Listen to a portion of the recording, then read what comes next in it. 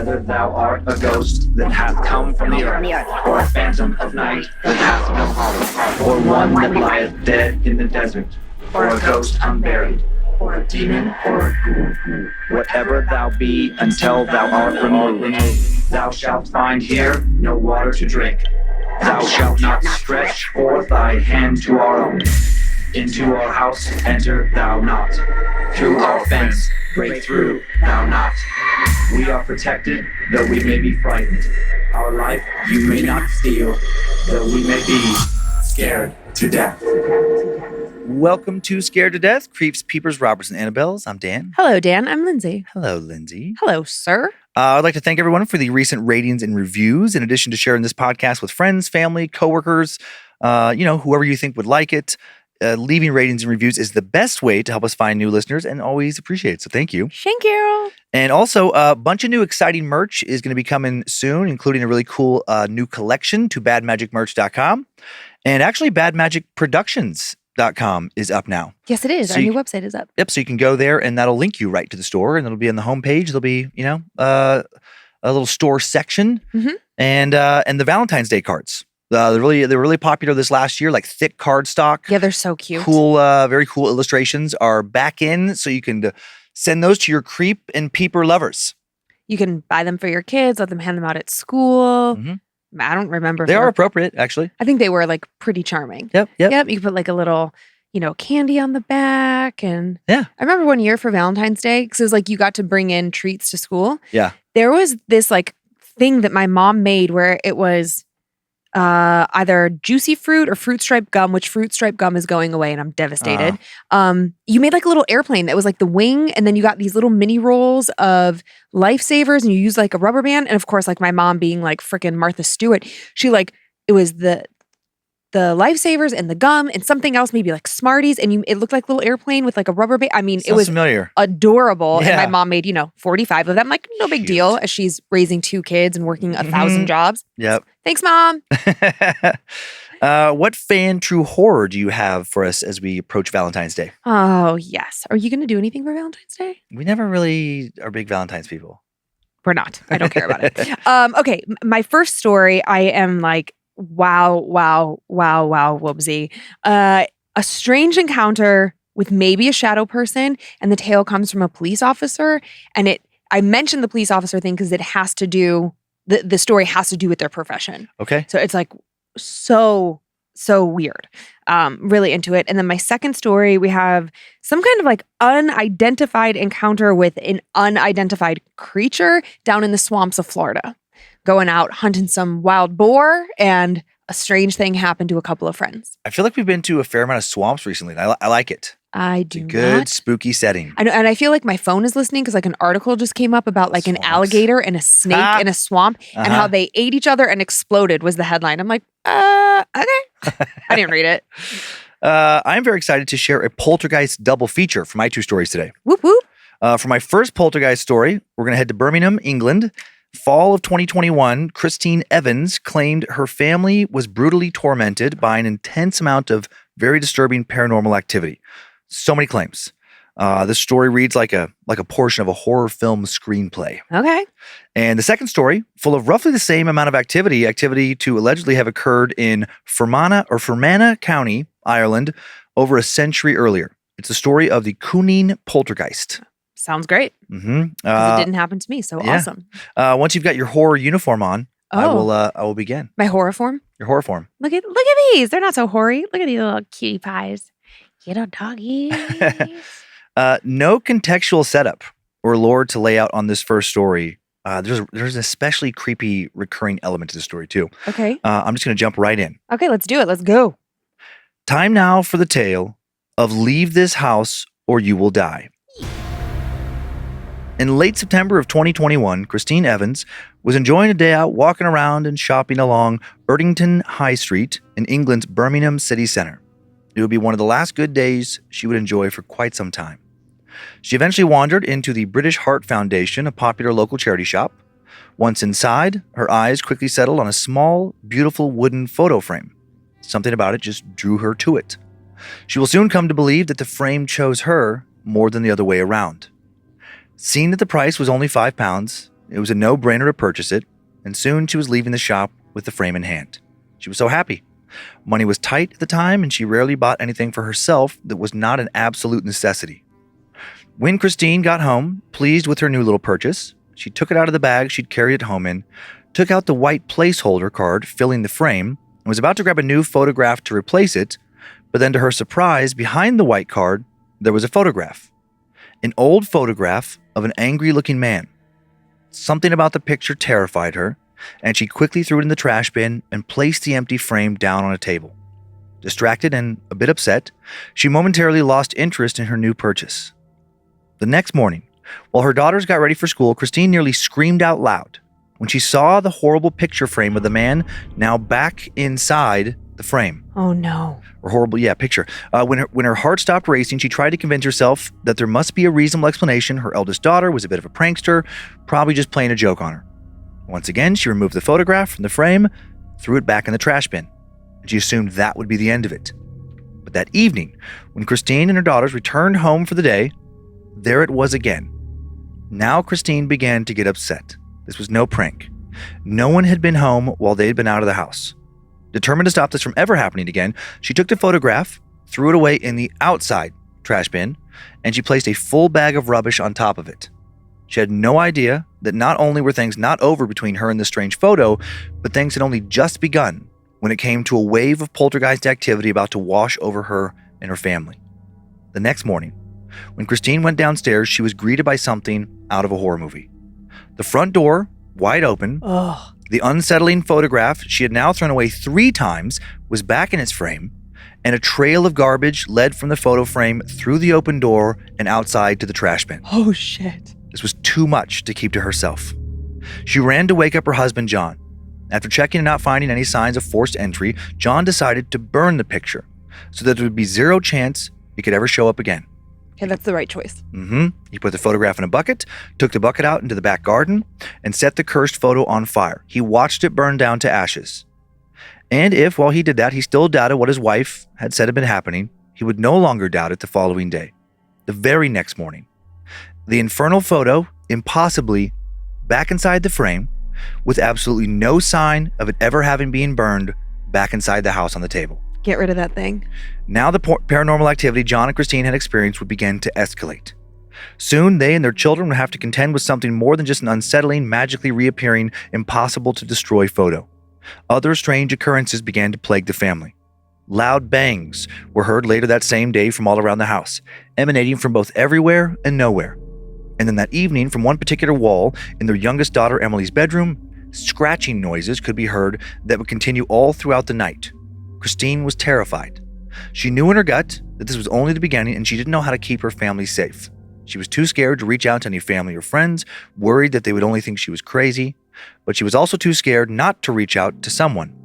After doing some digging around on the internet, she found contact information for a local British paranormal investigator, Lee Brickley, and she reached out to him outlining her family's recent paranormal encounters. Lee responded almost immediately. He agreed to visit the family at 6 p.m. that same day, the same day that Christine reached out. As he pulled up to the house, Christine was running out of the house, running towards him in a panic, yelling, "Thank God you're here! It's happening now!" Lee followed her hurriedly into the kitchen, and as soon as he walked through the door, a bread knife seemed to appear in the air out of nowhere, flew towards his head, narrowly missing him before crashing against the wall and then falling to the ground. See ya. On high alert now, the entity certainly had his attention. Lee walked around the house, looking around for more signs of activity, but that would be all he would get for the moment. Christine made coffee, and then the adults went into the living room where the children were. Maggie was 12 years old and Emily was 4. Lee asked if he could question the children, with their parents present of course, and John and Christine gave him permission.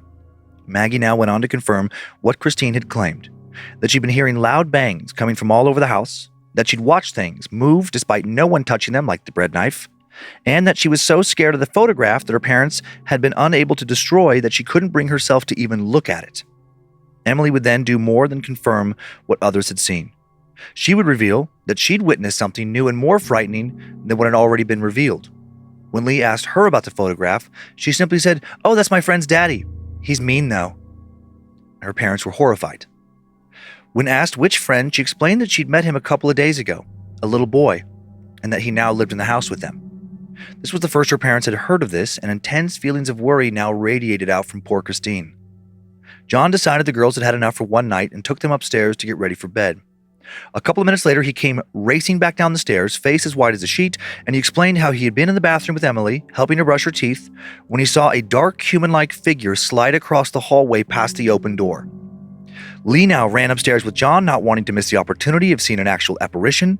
When he got to the doorway of Emily's room, the door swung and slammed hard in his face. He was able to quickly pull it back open, but when he entered the room, whatever may have been still inside didn't want to be seen. Emily was now more than a little anxious, thanks to all this activity, and it was decided she would stay in her sister's room that night. John had to leave for work. He worked a graveyard shift. Before he left, he agreed to allow Lee to stay over the night to possibly document more activity and to help Christine and the girls feel safe. Lee would document a lot of activity. That night was full of loud bangs and the sounds of scratching coming from inside the walls. After a few hours of hearing sporadic and strange sounds, Lee had an idea. He took the photograph, seemingly connected to all the activity, out of the frame and turned it around, inserting it back in backwards.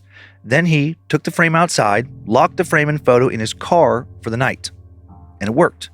The activity in the house stopped. All of it. But his car alarm would go off just before dawn.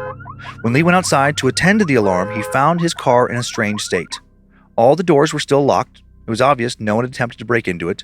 But the glove box was open, his gas cap had been opened, and the mysterious picture frame was nowhere to be found. Oh, shit. Walking back into the house, he found Christine up and making coffee, and sitting on the dining room table was the picture frame, with the old photo of the man now properly displayed again.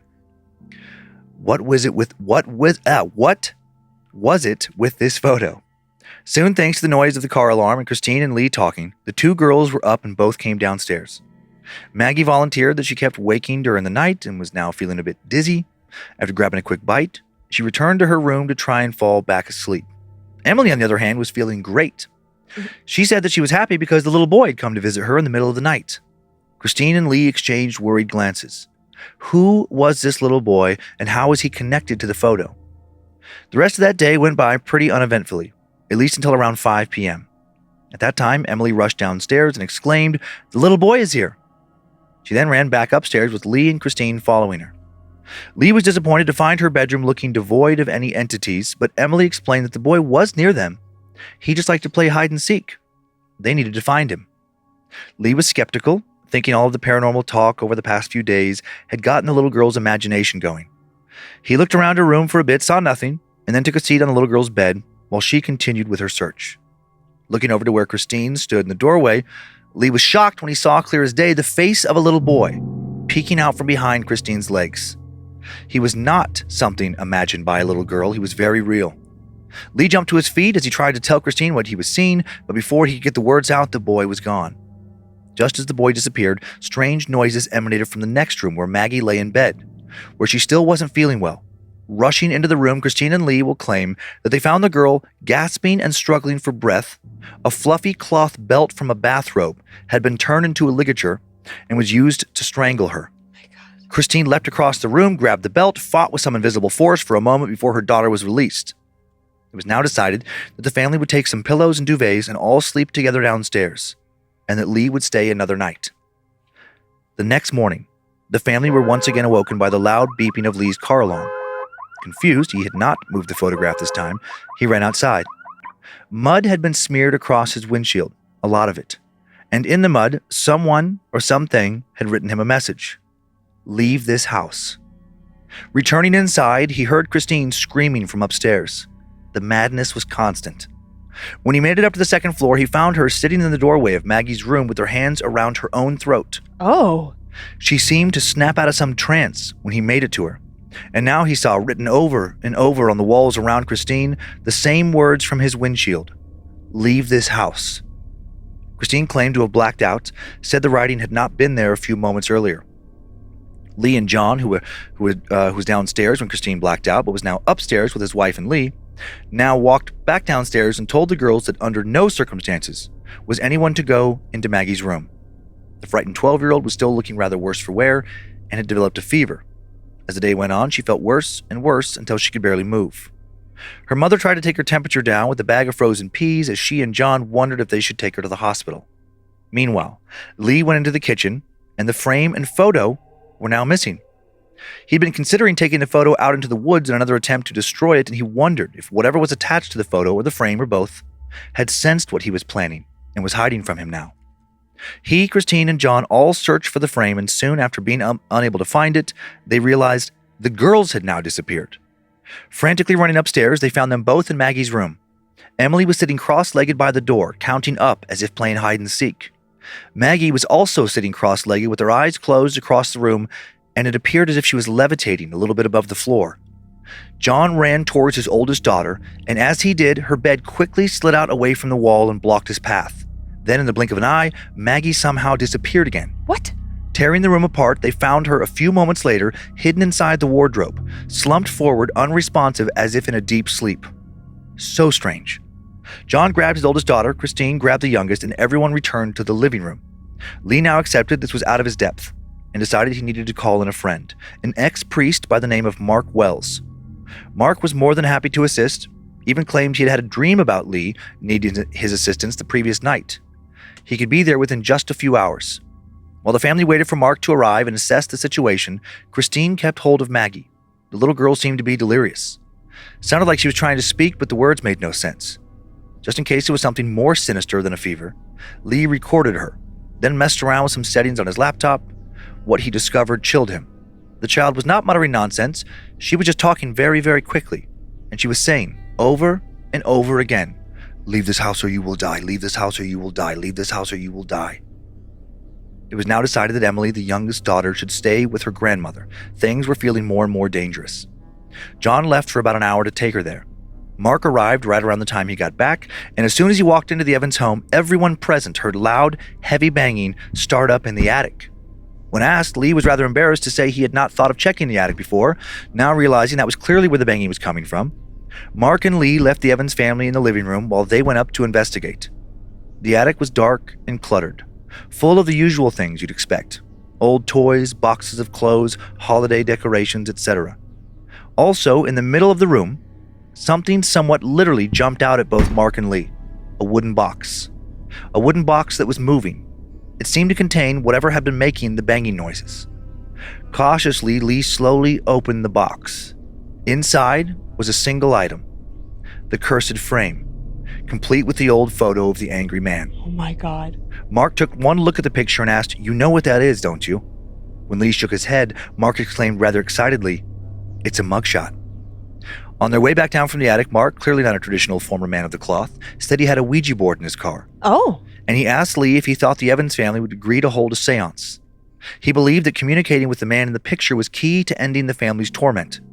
Mark made a call to a friend in the police to ask if he could look into the mugshot, while Lee ran the seance idea past the Evans. They agreed. They would have probably agreed to almost anything at this point. They were desperate to rid their house of continuous and escalating poltergeist activity.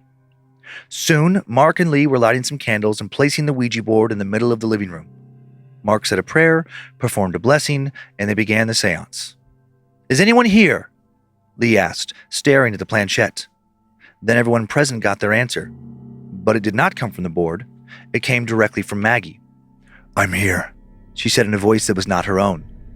"Why are you here?" "She brought me here." "Why won't you leave this family alone?" "I'm not leaving without my boy," the voice emanating from Maggie bellowed. The planchette now began to move, spelling out, "Leave this house," before flying off the board and hitting the wall. Then, incredibly, while everyone was distracted by the planchette and the flying Ouija board, Maggie vanished. Frantically, Mark, Lee, and her parents ran around the house looking for her but could find her nowhere. Panicking, about to call the police, they then heard her voice cry out for help. Her voice seemed to come from inside the pantry in the kitchen, but upon opening the door, she was not inside. Oh my God, is she in the walls? She called out again, and now Lee realized the sound of her voice was coming from beneath the pantry.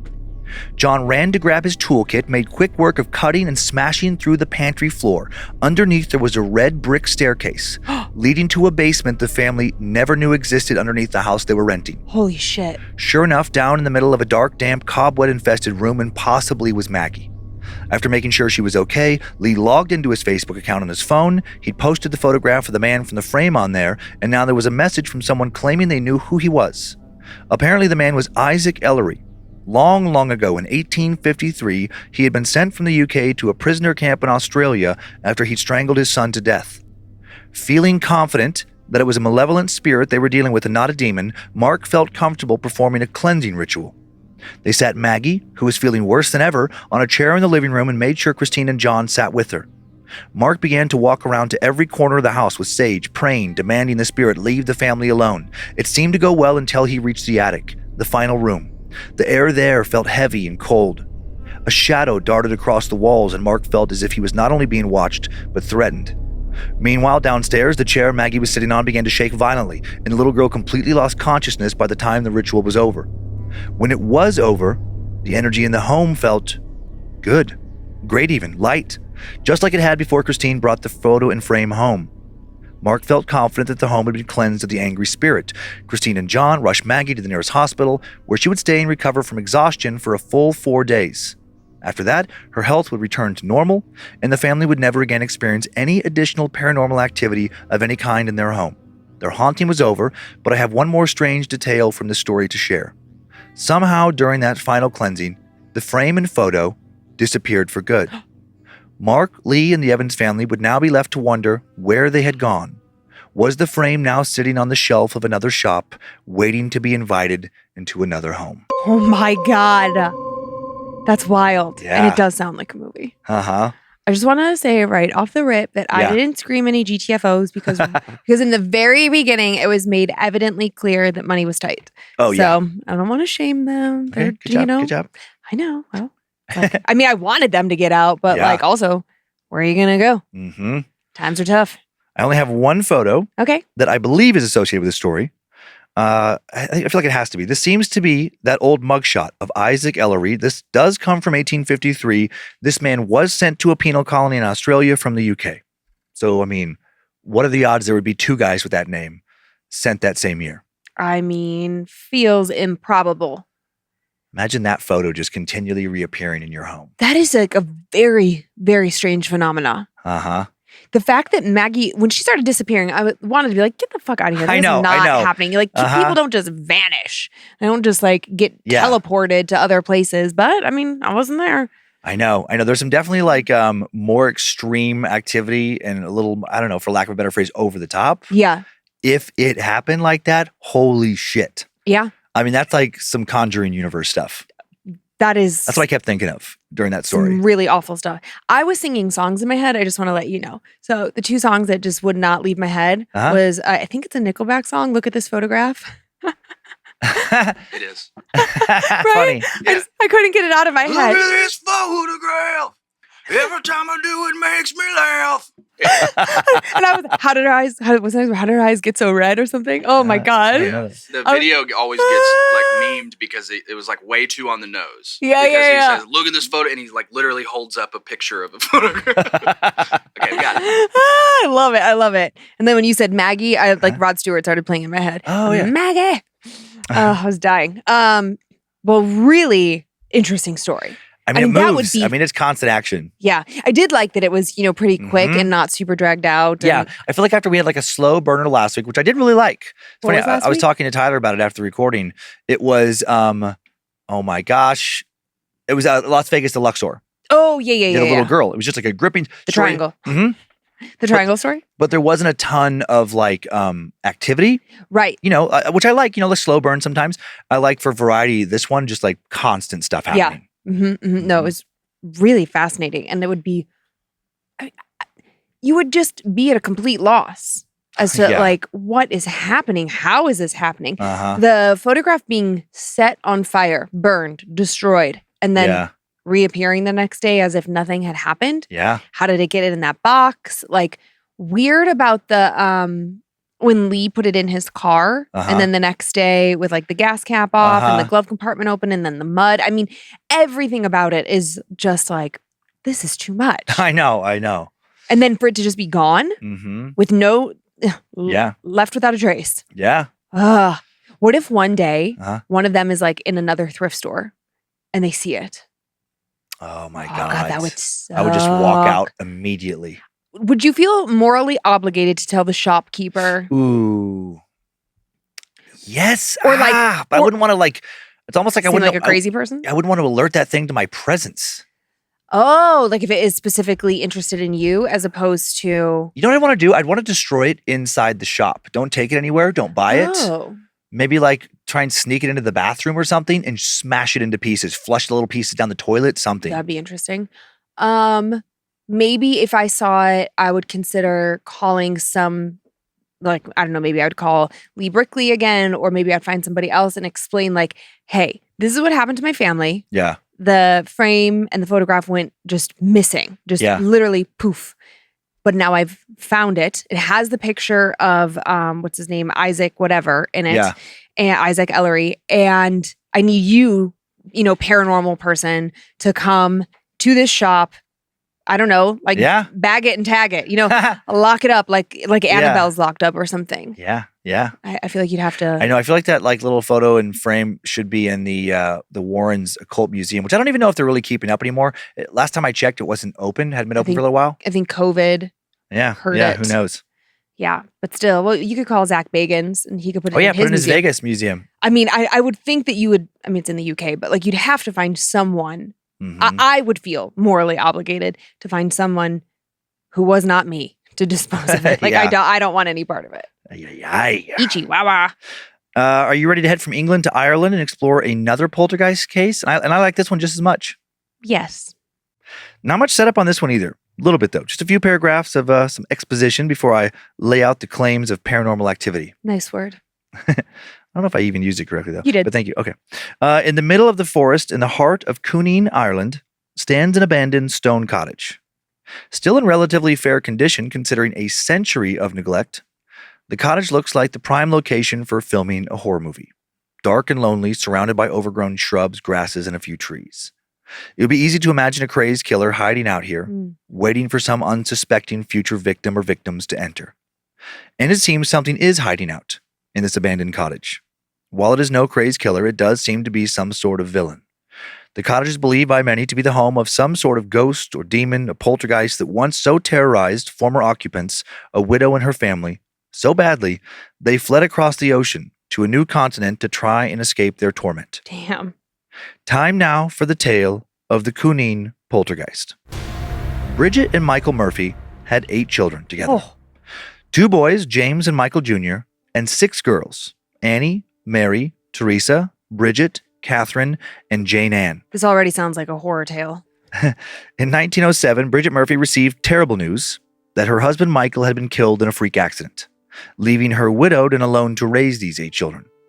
Bridget was devastated and heartbroken, but she was also an incredibly strong woman.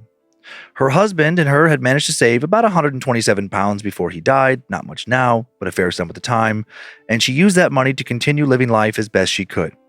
Most women at that time who were widowed so young would try to quickly find another husband in order to have a father figure for the children and a source of income. But Bridget never considered this. She had truly loved Michael, and she chose to remain alone with his children rather than romantically entertain the advances of another man. I support this.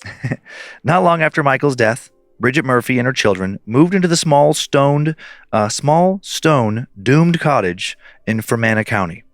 The house had originally been built by and belonged to the Burnside family, who sold it to the Corrigan family, who then sold it to the Sherry family. And the Sherry family, as far as we know now, were the first to ever experience any paranormal activity there.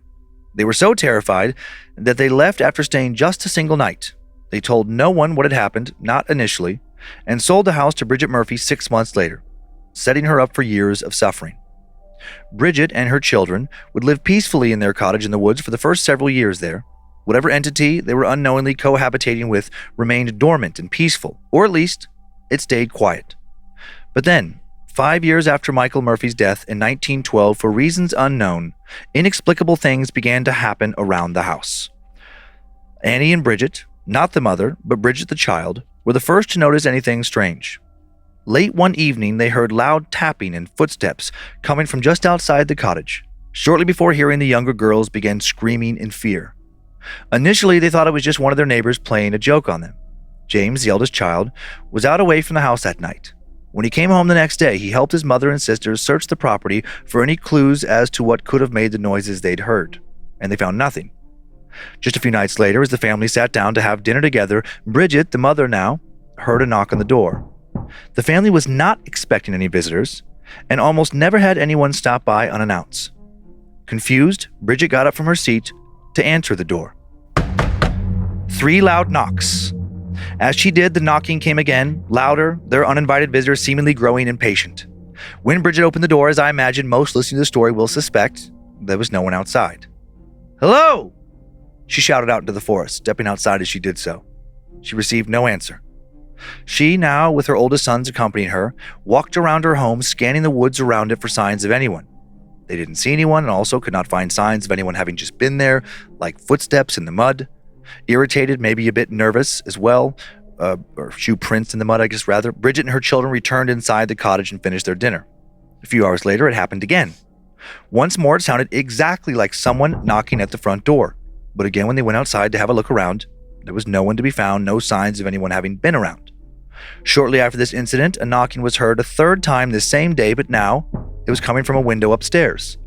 A window much too high for any person to access without a ladder. Bridget and her children also heard footsteps coming from the hay room above the house later that night. And the window knocking would continue. This knocking was loud enough to keep Bridget awake throughout the night. She laid in her bed thinking to herself in the dark that perhaps they were being visited by a spirit. By the morning, she had convinced herself that they were being visited, but that they had nothing to be afraid of. Rather, they should rejoice. Bridget believed that they were hearing none other than the ghost of her husband watching over his wife and children. This thought warmed her heart, and she carried out her morning chores now with a cheery disposition. Following sending her children off to school and to work that morning, while dusting in the sitting room, she heard more knocking. Only this time, there was a rhythmic melody to it, like someone knocking out a tune. It was a song she was familiar with, but she couldn't name it. But she did recognize it as something she'd heard as a child. Still thinking it was associated with her deceased husband's spirit, she found it comforting and carried on with her cleaning. The musical knocking would soon become a regular occurrence, and Bridget would eventually identify the song she was hearing, the soldier's song and the Boyne Water. After a few weeks of this, Bridget's cleaning and enjoyment of listening to one of these familiar melodies was interrupted when a huge crash sent the only fine china she owned, a family heirloom, crashing to the floor and shattering into pieces. Oh. Bridget stood in the middle of the room, astounded, fearful, saddened, and for the first time she wondered, was this her husband's spirit or something else? Later that day, long after Bridget cleaned up the mess, just after she had fed her children and gotten the littlest ones ready for bed, she was just about to sit down and finally rest a little when she heard her girls screaming.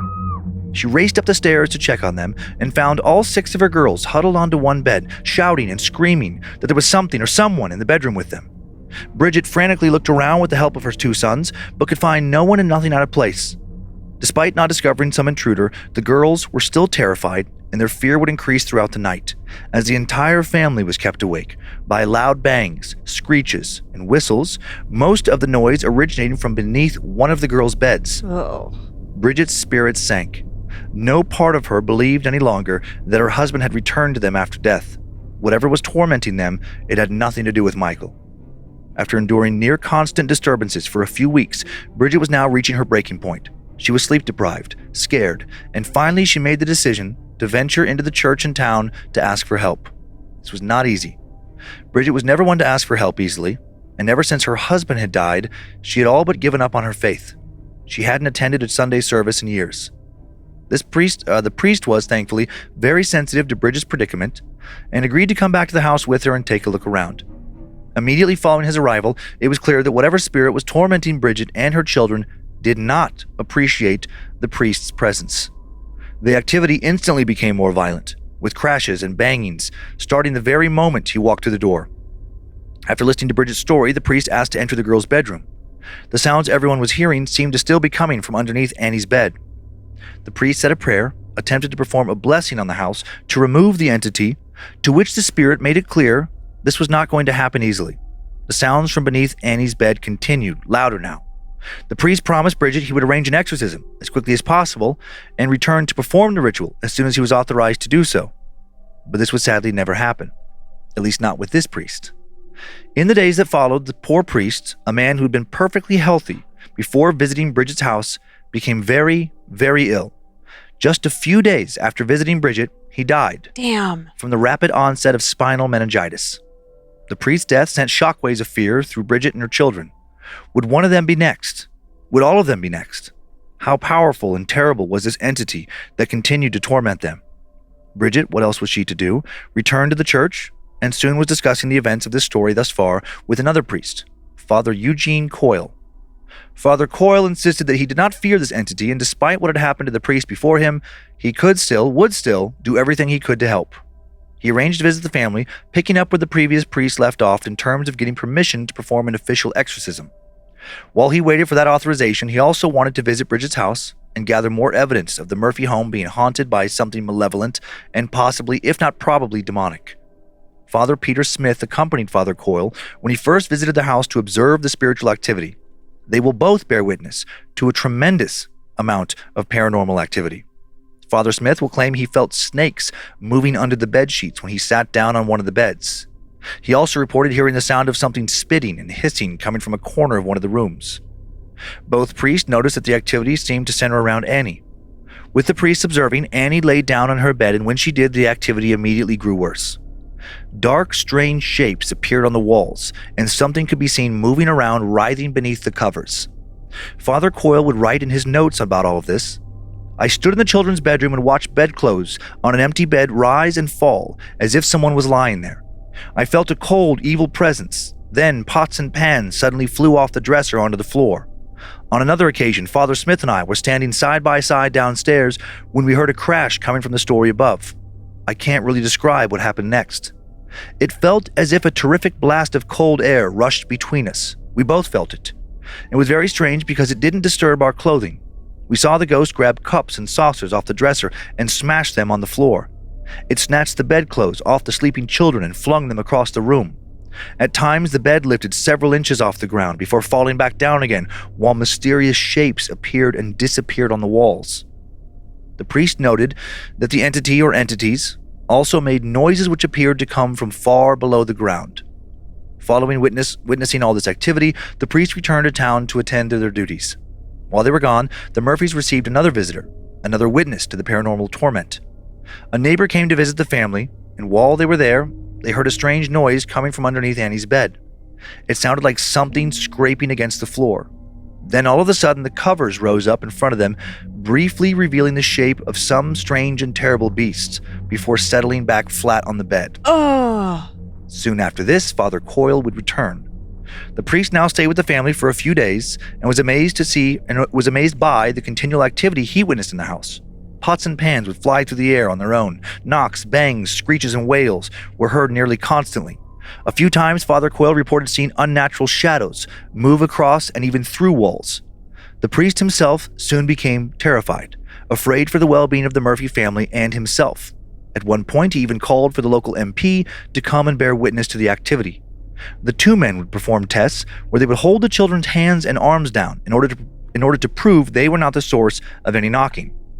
Local MP Chair Healy, quote, expressed his utter astonishment at the activity in the house.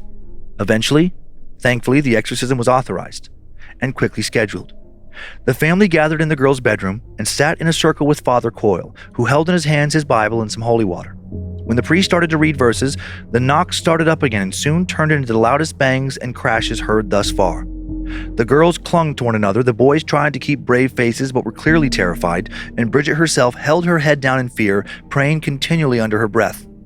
Objects began to fly around the room and the family were hit with various kitchen items and decor. Their skin would be covered in small cuts and bruises by the end of the ritual. Father Coyle began to sweat profusely as he continued with his exorcism ritual, looking very much like a man truly battling dark forces and losing.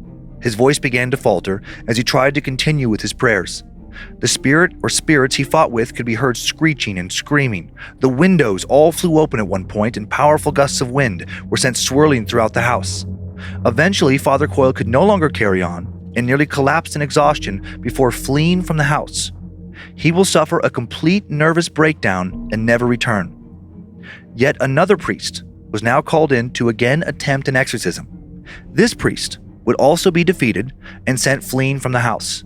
Allegedly, by the time he left, part of his face had become paralyzed as if he'd suffered a stroke, and it would remain this way forever. The church would now not send another priest. It is believed that the Cooneen house is the only house in Ireland where multiple exorcisms have ever been performed, multiple failed exorcisms. And what was behind the demonic infestation of the Murphy home? A rumor spread that the eldest son, James, prior to all the trouble, had found a book titled The Dark Legion and had been practicing dark magic and summoning demons in the house. Who knows if that's true? Whatever the real cause of their troubles, following 2 failed exorcisms, the family were ostracized. Well, 3 failed exorcisms. I think. I've lost count now. The family were ostracized and feared by their neighbors. The church would wash their hands of the Murphys, and Bridget would take whatever money she had left, and she'd move her family to the United States. According to multiple sources familiar with this case, while Bridget thought crossing the Atlantic would bring an end to her troubles, she was wrong. Ooh. The knocking and banging allegedly became so bad in the family's cabin on the ship they would cross the sea with that the captain would threaten to throw them off the boat. The entity is said to have followed the Murphys all the way to their new home in the U.S., continuing to terrorize the family and deprive them of sleep. They reportedly had to move a full 5 times before they finally found peace. The spirit, or whatever it was, tormented the family for roughly 5 years. Damn. Until 1915.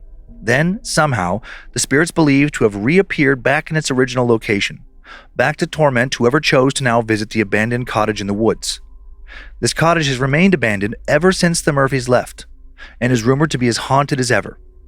In the 1990s, the Cooneen Community Development Association considered turning the house into a tourist attraction, but a priest warned them about the possible consequences of disturbing whatever lay inside. In 2016, the small forest surrounding the cottage was cleared, making it more visible from the road. The Forestry Service expressed interest in having someone come in and convert the cottage into a tourist attraction, but due to public backlash, that has still not been done. The County Antrim Paranormal Research Association visited the property for an investigation in early 2016. Capra's team played the soldier song on a penny whistle and noticed massive spikes on an EMF device. They also heard disturbing whistling sounds coming from outside the cottage and a series of strange knocking sounds originating from inside the cottage. A variety of paranormal investigators have visited the abandoned cottage over the decades, and most of them have claimed to experience some type of paranormal activity. What still haunts the Murphys' old home? And will it ever follow anyone else who chooses to visit and terrorize them wherever they go, like what allegedly once happened to the Murphy clan over a century ago now?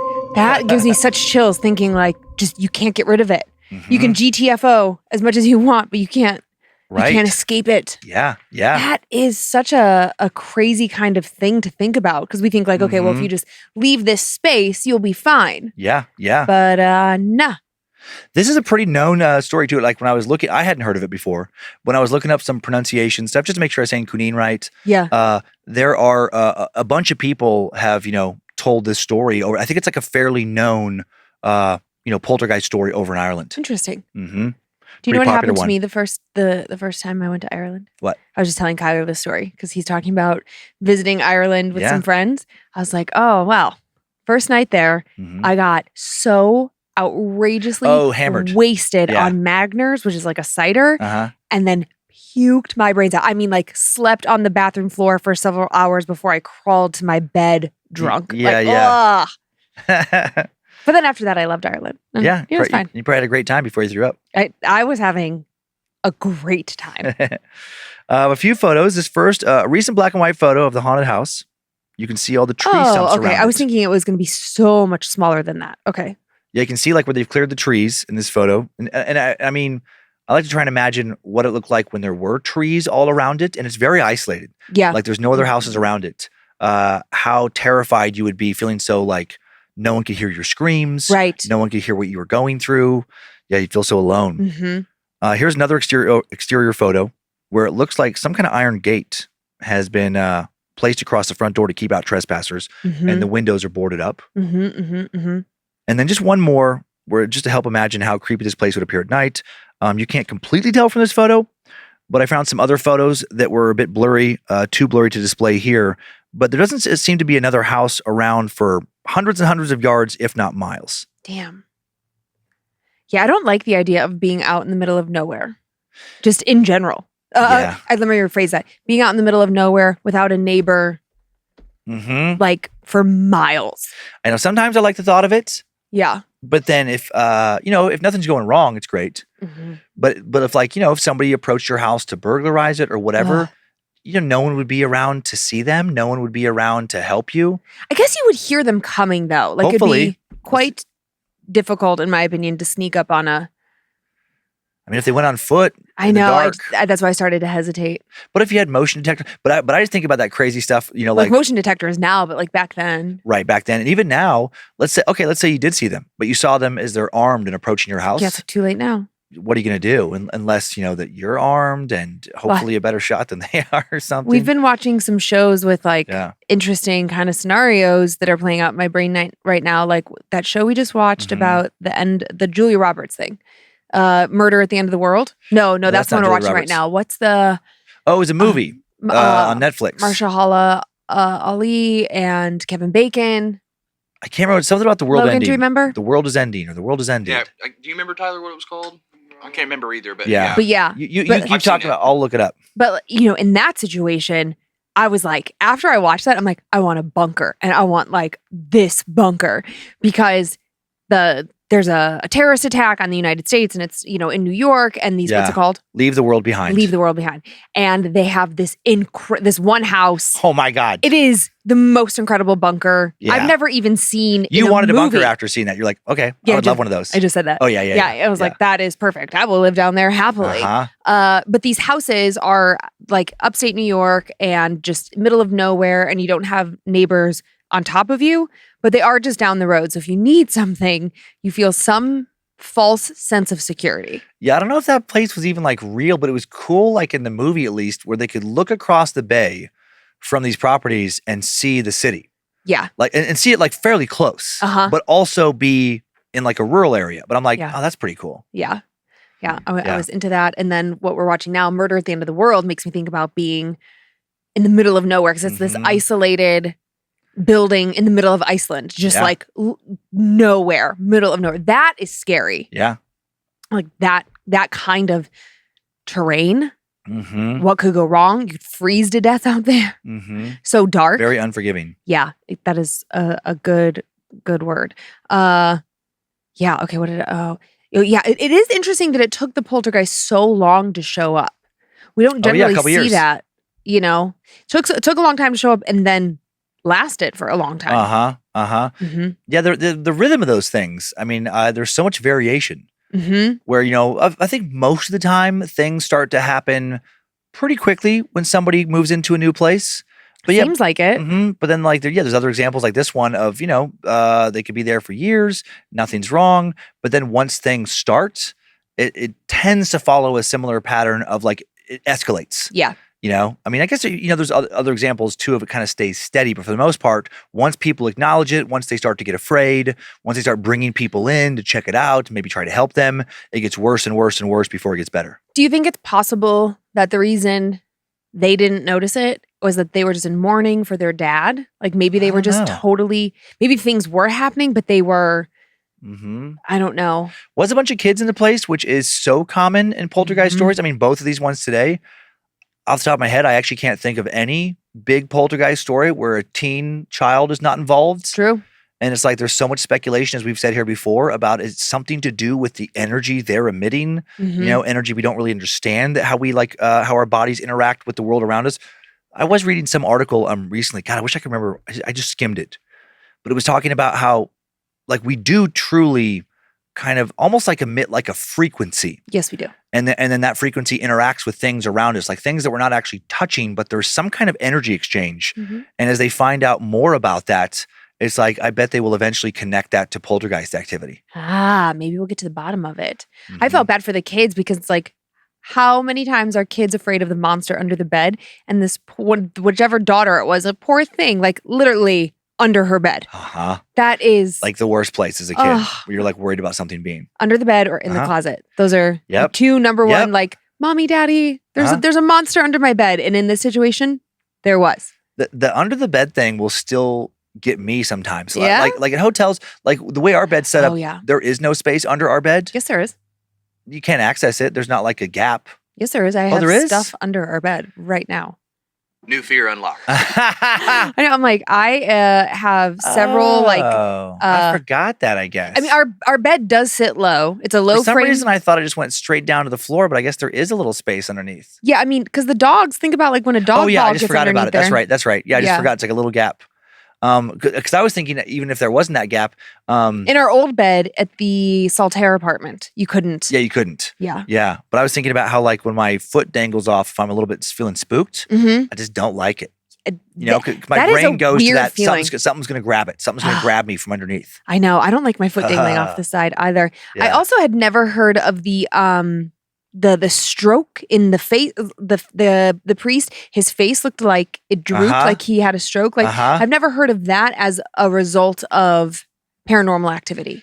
Yeah, I mean, That was really fascinating. I struggled for a second with 2 or 3. There was 2 exorcisms, 2 failed exorcisms, but the previous there was 3 priests. Like the one died, Mm-hmm. then the next one, nervous breakdown. Yes. Then the third, some kind of facial paralysis. Yeah, and the first one that died, he intended for there to be an exorcism. So I think that's maybe where you spinal got meningitis. got caught up. I wondered with the spirit following them to the States, like, can a spirit get lost in that way? Like, was it just kind of turned around and they threw off its, internal directional guide? And so that's a funny thought of like just like quickly packing up and leaving, like while the spirit like is not around for some reason, or like maybe there's a couple hours during the day when it's like asleep essentially. And you just like, if you can just bolt and get out of there quick enough, it just wouldn't know where to find you. Yeah. But then this one did go with them. But then when they get to the States, he's like, this doesn't feel familiar. How do I get out of here? He followed them for a few houses, like 5 places. Yeah. And then supposedly just showed back up at the original spot. Yeah. And I can't believe that they haven't been able to figure out some suspected source of it. Like, who? Like, was it from one of these other families that owned the cottage before? Well, there's that rumor about the one kid, I think James. Yeah. But even that feels a little... just town gossip or something. Mm-hmm. That seems like an easy target. Yeah. Which, I mean, not to say it couldn't be true, but yeah. Well, those were fun. We haven't had a poltergeist in a while. I was excited to have some more like classic, kind of more traditional stories this week. Well done, Dan Cummins. Thanks. Oh, you're welcome. Are you ready for my 2 stories? Yeah. All right. Well, let's just go for it. Okay. All right. Hey, Dan. Hey, Lynze. I love hearing stories from people who are passionate about all things horror, as I am, and I've been meaning to send you my story for a while now. I was a police officer for just about 7 years, and people generally understand the things that we see could be considered horrifying, but are easily explained. For instance, terrible vehicle accidents, domestic abuse, murders, suicide, medical issues. The list goes on. But what I think goes unnoticed are the things we can't explain, things that range from incredibly odd to possibly paranormal. Part of the city I worked in was built around a lake and was overwhelmingly residential, but there were also large stretches of undeveloped land where the forest still reigned. I worked night shift, and in this part of town, things typically slowed down after midnight. I would fill the time in between calls with simply driving around, being visible, and exploring while keeping an eye out for people who were up to no good. At my department, we worked 12-hour shifts, and I lived at least an hour away from work. Add in gym time, and I fully recognized I wasn't getting enough sleep. So it wasn't uncommon to start feeling pretty drowsy at about 2 a.m. One night, I was driving around a less populated part of town and felt that familiar nod start to kick in. I stopped at a stop sign and tried to clear my head for a moment. As I sat there, I saw a flash of movement to my left, just outside my door. What the hell was that? I thought. I turned my car around and turned on my spotlight, but saw nothing. I knew I was tired, but whatever it was certainly seemed real. A few weeks later, I was in the same general area, driving with my windows down. I was making a right-hand turn down a residential street when I heard grass brushing to my left. Once again, just a shadow that whipped past, and I could not locate it again. These occurrences continued every few weeks for the better part of a year. Flashes of movement, rushing sounds, but then nothing. Then one night, I went to a family disturbance in that same area of town and was inside of the house for about an hour. When everything there was handled, I came back outside to my patrol car. Now, I had made a habit of not unlocking the door until I had tried the handle to see if it was locked. So when the door actually opened, I paused for a minute. I was generally really good about keeping my vehicle locked up. I quietly called myself a dumbass and then got into the car. I took a quick look around to make sure nothing was missing and that nobody was in the car, and then started driving. As I made my first turn, I saw a bit of motion in my rearview mirror. I glanced up, but didn't see anything, so I put my eyes back on the road. I chalked it up to being a shadow of a streetlight moving across the seat. As I came to a stop sign, I saw a bit of movement again in my back seat. When I was fully stopped, I looked in the mirror and damn near jumped out of my skin. In the back of my squad car was a person, or rather, a person's shadow. There was no feature to describe, just fuzzy darkness that sat in the same spot that I had transported many criminals in. Still, I knew that officers had been ambushed by someone in the back of their car, so I jumped out and drew my weapon. I aimed it through the window, turned on the light, my heart racing. Nothing. No person, and now no shadow. Just an empty plastic seat. I opened the door to check the floorboard. Still nothing. I closed the door and stood for a moment before getting back in the driver's seat. I looked in the mirror again and saw nothing, so I started to drive away. I almost had myself convinced I was in fact suffering from lack of sleep until I checked my left mirror. On the side of the road, under a street lamp next to where I had stopped, was a shadow standing completely on its own. I continued to check on it as I drove away, and it just stood there. Not too long after this, I transferred to another department. I did not see any more shadows at my new department, but when training new officers, I made sure to tell them to watch out for the shadows, and I left it at that. That whole thing, yeah, that's a great one. Yeah. The whole thing of an entity suddenly appearing in the back seat, like, forget squad car, just any vehicle. Oh my God. When you're driving by yourself, Oh. I mean, it'd still be bad if you were driving with somebody else in the front seat, but especially like it's a dark night, you're driving down the road, you look in your rearview mirror, which, we all do all the time. Yeah. And there's just something sitting back there. Ugh.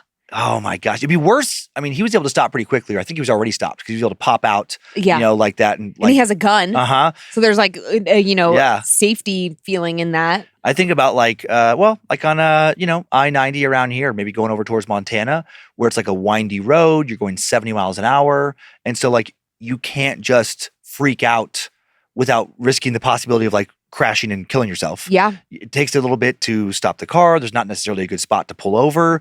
Correct. It's so dark and you're alone. Oh my gosh, it's terrible. Driving at night in general, it just has a creepy, kind of ambiance to it.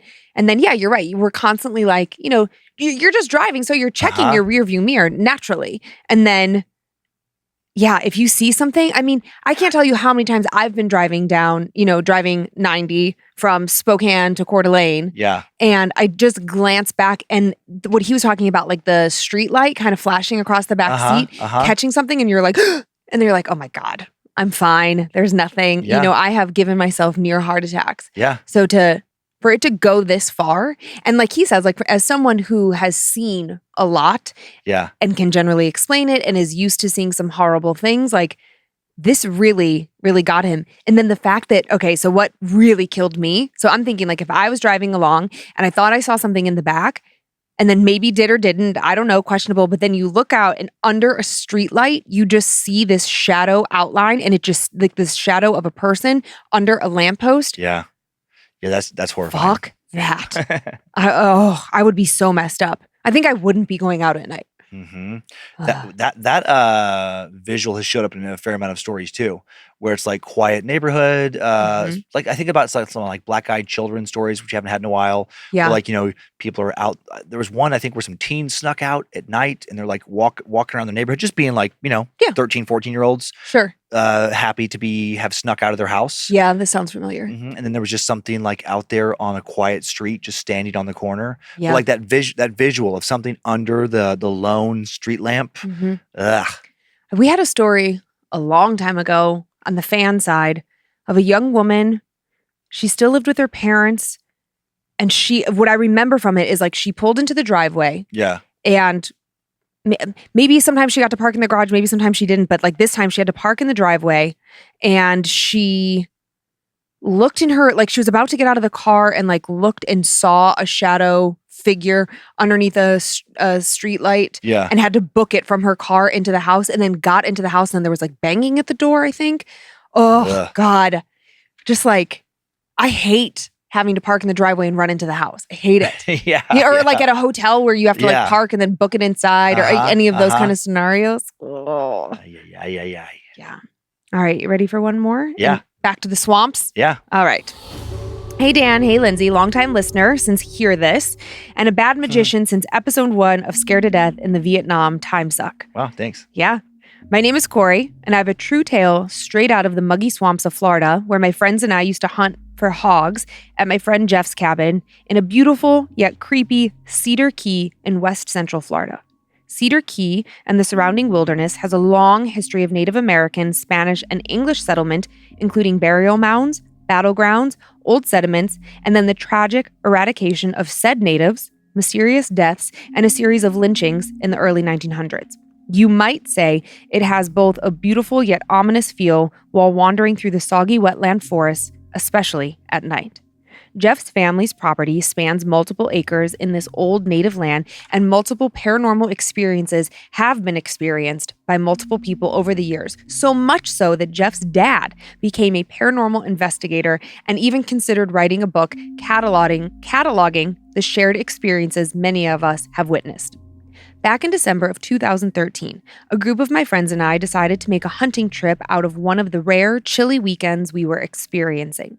Every time we would make a trip, we would travel late at night to Jeff's family hunting cabin, usually arriving around midnight to attempt a late stalk to the cabin in hopes of catching said hogs by surprise. We made it to the dirt road that led to the cabin with my friends Jeff, John, and his girlfriend Alex, and we hopped out and began to silently load up our rifles and shotguns to prepare for the short hike to the house. As I loaded up my shotgun, I turned on the tactical light to take a quick scan of our pitch black surroundings. As I did, I noticed something reflecting off in the distance of the road. I turned to Jeff and asked him if he or his dad had installed any small reflectors on the road, which was fairly common as there are retention ditches to help with the flooding that happen in the wetland forests. Jeff told me that no one had been up there in months, to which I responded, "Okay, then there's something watching us up the road." Jeff, excited in hopes that it could be a hog, frightened deer, or the occasional curious coyote, grabbed his hunting rifle, which was equipped with a scope and laser designator. As he put the rifle and scope to his face, Alex and John came around to the side of the truck to see what the commotion was all about. Jeff's face immediately goes from an excited smirk to a look of both confusion and a slight amount of fear. He says, "I don't know what the fuck I'm looking at." Excited to know what it was, I eagerly asked to see the rifle to look for myself, as all of our interests were piqued, along with some apprehension. And what we saw still gives me chills. Squatting about 40 yards from the truck behind a small cypress tree was some kind of furry, almost feather-like gray creature. It was skinny, very skinny, with massive bulbous head eyes, no nose that we could make out, a very small mouth, and skinny, spindly arms. It couldn't have been more than 2 or 3 feet tall. As I saw it, it was clutching the tree in a hunched over, almost squatting position, but the scariest thing about it was its almost obsessive bobbing of its giant head. Imagine a weird combination of Night at the Roxbury and a sassy, "oh no you didn't" head bob. The best way I can easily describe this is to imagine your stereotypical gray alien, except it's covered in feathers or a thick fuzzy fur. From left to right, it kept bobbing its head while staring right at us. I audibly gasped and said, "Dude, what the fuck is that?" My other friend John and the girlfriend Alex both grabbed the gun and looked through the lens. John, a good old boy redneck who immediately would shit talk any paranormal suspicions, didn't believe in ghosts or anything of that sort, and said, "Even I have nothing to explain that." Alex immediately asked John to get in the truck with her, saying, "Fuck this, I want to leave." Alex was clearly the only sensible one amongst us. After the initial shitting of our pants, we stood dumbfounded, staring at this creature for a moment or two, wondering what to do next. Jeff turned to me and asked if we should get a closer look. I mean, after all, there had to be some sort of reasonable explanation for what we were looking at. We swallowed our fear, held our guns close, and nervously began to approach this creature, its head still bobbing and staring straight at us from the dark country dirt road. Jeff and I began to slowly begin our approach. As we took our second or third step towards it, the creature stopped bobbing its head as it seemed to focus in on us, and then it stood straight up. When this creature stood up, it only reached a total of maybe 4 feet tall. It stood on 2 legs and grasped the small cypress tree it was peering behind. Then sudden movement of the creature caused Jeff and I to freeze our approach. And as we froze, the creature turned to its left, stepped behind a skinny tree it was looking at us from, and vanished into thin air. The dirt trails leading to Jeff's cabin have retention ditches on both sides to help with flooding, because even the daily showers can flood the entire forest. And the day of our arrival, there had been several thunderstorms and the ditches were full of water. We watched this creature vanish behind the tree without making a single sound. Jeff and I began to run towards the tree where the creature was, just to find nothing there. No noises or splashing as if it had run through the ditch, no rustling in the trees, absolutely nothing. We even checked the ground where the creature had once stood, and besides a compression where it had been, there were no footprints. Understandably, me and the entire crew began to freak out. We scoured the surroundings, clutching our guns tight, expecting whatever it was to make another appearance. Instead, only the eerie nothingness came back at us from the forest. No sounds of wind, animals, or trees, just pitch black all around. Jeff and I then ran back to the truck, gathered our bags and supplies, and our crew walked the quarter-mile to the cabin, looking over our shoulders the entire time. We safely made it to the cabin, lit a fire, and reflected on what we saw, our guns still within an arm's reach. We had no occurrences that night, the sounds of the forest returned, and we slammed a few drinks to help with what was understandably an uneasy sleep. The following day went off without a hitch. We got up early, drank some coffee, and set out to the tree stands around the property in hopes of hunting a hog. After a long and unsuccessful day of hunting, we lit another fire, cooked dinner, and soaked up the last peaceful night away from civilization before returning to the city and our work lives the next day. After a few minutes of sitting around that warm fire and reflecting on the day and the mysterious events of the previous night, Jeff and I decided we wanted to hike back to that site where we saw the creature the night before. We might be able to figure it out. Again, Alex, being the least foolish among us and making damn sure John stayed with her in the cabin, said, "Fuck that, you guys. We're staying here where it's safe." Jeff and I grabbed our guns and set off back down the trail toward the dirt road. As we hiked, the forest was alive with sounds. Coyotes in the distance, wind blowing, the occasional rubbing of a tree branch, sounds of cicadas and crickets filled the air as we walked to the swampy wetland forest. But as soon as we approached where the truck was parked, the forest went completely and suddenly silent. It was as if we suddenly walked through some soundproof barrier. The air went dead, cicadas stopped, and both Jeff and I began to feel rather uneasy. It felt like something was watching us. I'd like to preface this that neither Jeff nor I are at all afraid of the dark, cold nights in the forest. Jeff had grown up in these woods and at this property, and I was a former Boy Scout, avid camper, and also have a family cabin in a deep wooded area in northern Georgia. We loved the peaceful nighttime walks in the woods, along with the escapism and relaxing experience of being in nature. But this night was different than any other night. As we began to walk down the dirt road towards the exact tree where we had seen this thing, the darkness, the silence, it somehow grew stronger. I don't know how else to explain it, but it's almost as if the darkness itself was alive and closing in on us. We could both hear our breath quickening, the nervous paranoia as our eyes darted from left to right, like the buildup before a big jump scare in a horror movie.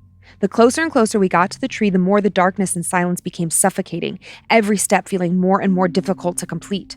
Nervously, Jeff said, "I don't know what the fuck is wrong, man, but I am freaking out." To which I said, "I know, I feel like it's everywhere just watching us." We slowly but surely arrived at the tree, guns clenched so tight to our hands as we began to carefully peer around the tree where the creature sat just 24 hours before. Nothing was there. Scanning the tree line, retention ditches, further down the dirt road, nothing. Just the utter, primordial fear, darkness, and silence, like the forest itself could swallow us whole in any moment. We darted around, searching the area, and Jeff eventually turned to me and wisely said, "Let's get the fuck out of here." And we did. We immediately turned tail and ran back to the cabin. We couldn't get out of there fast enough. As soon as we entered the trail from the dirt road again, it's like the sounds returned and the darkness released us from its chokehold. We returned to the light and warmth of the cabin once again and regained our sense of safety, but the rest of that night was still spent looking over our shoulders. Fast forward to current times. Anytime the paranormal is brought up, Jeff and I recount the tale of one of the most harrowing nights either of us can ever remember. What was that creature? What did it want? Where did it go after it went behind that skinny-ass tree? How did it just disappear? Was it still watching us the rest of the trip? Jeff and I began to call it an interdimensional being due to its immediate and impossible disappearance that night. Another friend said it sounded like a similar type of cryptid, the hide behind. Another friend said it sounded like an alien visitation. I simply call it the thing in the woods. Stay peepin' and always be creepin'. Love you guys. Oh, thank you. And then I have one quick photo to show you. He says, here's a artist rendition similar to what we saw as well. Oh, and then, some photos of their cabin that I didn't include. So this is what they feel like it looked like. The hide behind? If it was a hide behind Yeah. or, whatever it could be. And then Logan asked me because he was reviewing the photos before we told the story today. And Logan, what did you say it looked like? This is like a carbon copy. Dan, I don't know. Do you remember the movie The Wretched that we watched for This Looks Awesome? Yes. It had that like witchy type character. Yeah, It's a very similar picture with the coming out from behind a tree with the shadows, with the eyes, with the droopy hair. Uh-huh. And that it was a still from the movie that they used. Oh, and cool. when I saw this, I asked Lynze, I was like, is your story on The Wretched? This also, the story reminded me, I've totally forgot about talking about this entity before, but a couple years ago, I told a story that was set in central Idaho, not far from Riggins. And I want to say it was maybe rafters going down the river too. And they kept seeing like something was following them. And that's where it's like I went over the lore of the hide behind, which I had never heard about growing up. But I think this is only the second. Vaguely familiar. I think this is only the second time this has come up, but I totally forgot about.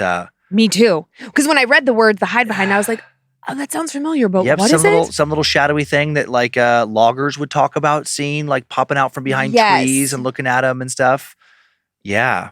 We should find some more hide behind stories. I don't think there's many out there. Yeah. Well, it sounds kind of hard to even locate. I mean, like it feels like an entity that like you can feel more than you can see. And if you see it, it's a very rare occurrence. Because if it was more common, I think we would have covered it more. It reminds me also of the Dark Watchers from like around Monterey, California. Mm-hmm. Stories there. We had talked recently about in, oh my gosh, that little Mount Rubidoux. In Riverside, those things there, but a lot of like specifically like those kind of entities, these little dark things that will like hide behind stuff and watch you and come from Native American lore. Yeah. Fascinating. Mm-hmm. It was so creepy. The thing that creeped me out, the Roxbury detail killed me. So. I know that was really funny.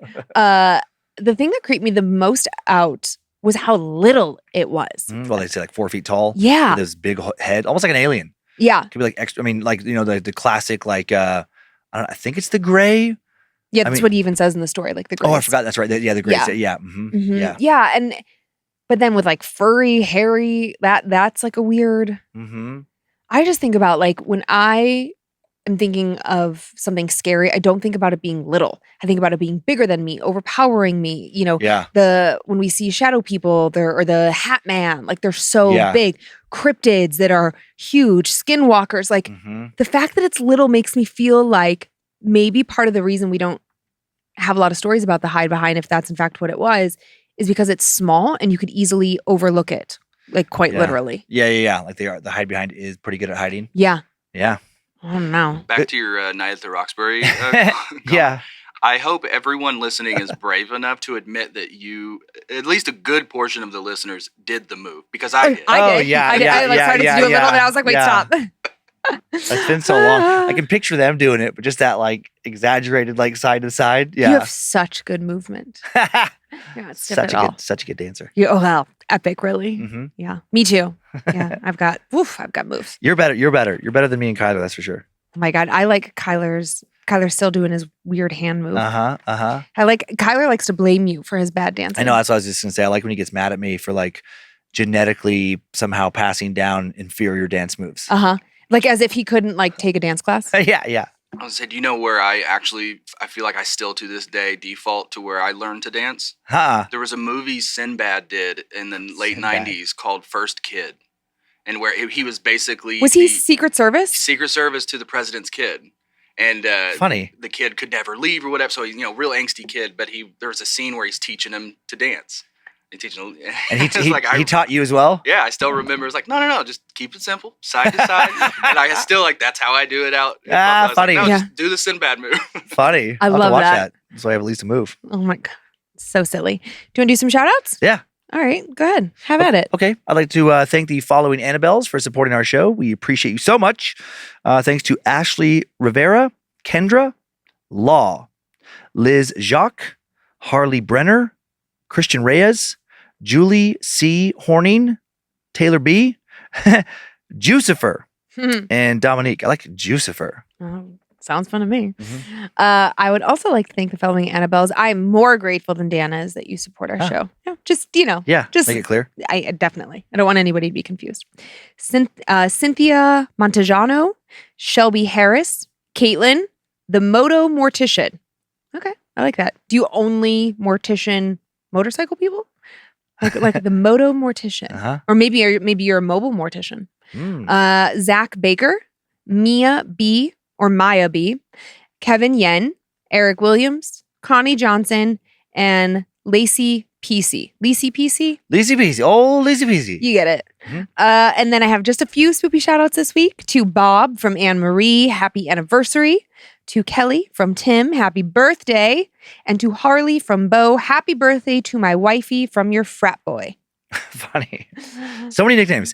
I would love to see like a list of all the nicknames from the spoopy shoutouts that people have for one another. Oh my gosh. Just so many random words that have become their little pet words. We all have them. Yep. That's our show. Thanks for continuing to send in your personal tales of terror to mystory@scaredtodeathpodcast.com. You can email us for everything else, info@scaredtodeathpodcast.com. Thank you to Logan Keith, editing and publishing today's show. Thank you to Heather Rylander, organizing the My Story emails. Thanks to book editor Drew Atana, polishing, preparing the listener stories that Lynze tells for book number 5. Thank you to Sarah Finch for finding both the stories I told this week. We are on YouTube if you want to watch the show. And we're on Facebook and Instagram where we post pics that accompany episodes and more @Scared to Death Podcast. Same handle for TikTok. We have a private Facebook group, Creeps and Peepers, full of fellow horror lovers. And enjoy your nightmares, Creeps and Peepers. Hope you were scared to death. Bye. If spirits threaten me in this place, fight water by water and fire by fire. Banish their souls into nothingness and remove their powers until the last trace. Let these evil beings flee through time and space. Evil may pass through, but have no home here within, scared to death.